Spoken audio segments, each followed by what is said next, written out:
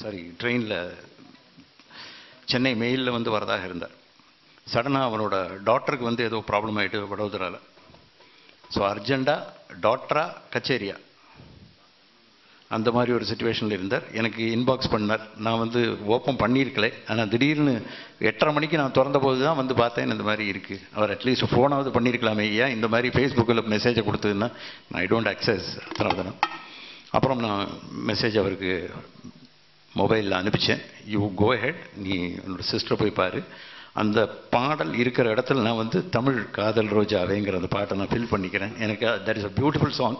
I don't want to delete that. இல்லைன்னா நான் அவருக்காக வந்து அந்த ஹிந்தி சாங்கை வந்து டிலீட் பண்ணிப்பேன். இன்னும் இப்போ வரும்போது நான் ராம்கிட்ட சொன்னேன், இந்த பாட்டை நீ பாடணும் அப்படின்ட்டு. ஏற்றுன்னு அதை பாடி முடிச்சுட்டேன். ப்ரிப்பேர் பண்ணாமல் இதுவும் பண்ண.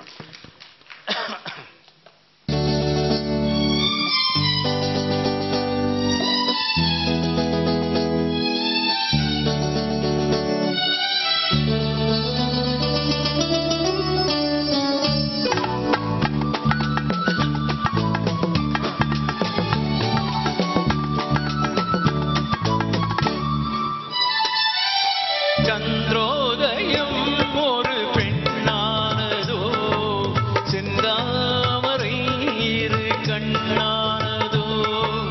சந்திரோதயம் ஒரு பெண்ணானதோ, செந்தாமரை இரு கண்ணானதோ.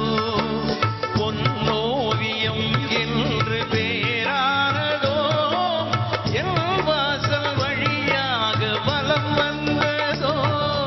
சந்திரோதயம் ஒரு பெண்ணானதோ, செந்தாமரை இரு கண்ணானதோ.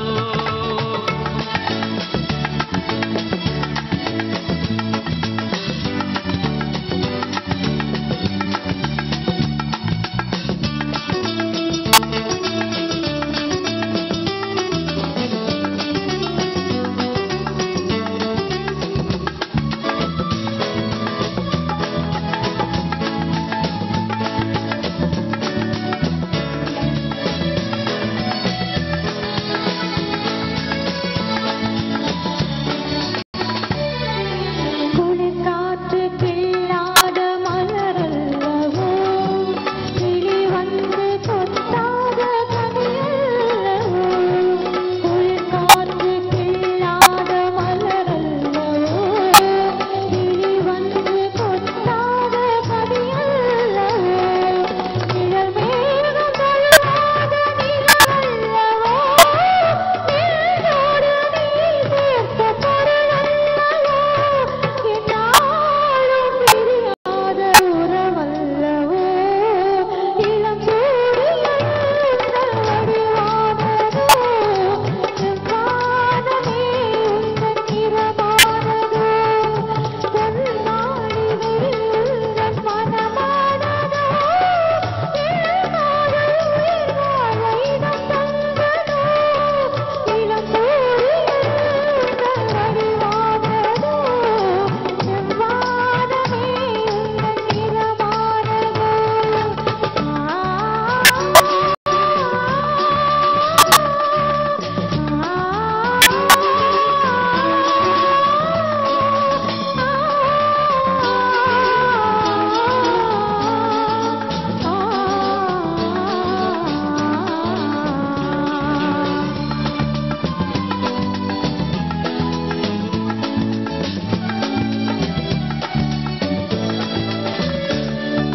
முத்தாரும் சிரிக்கின்ற சிரிப்பல்லவோ, முழு நெஞ்சை தொடுகின்ற நெருப்பல்லவோ.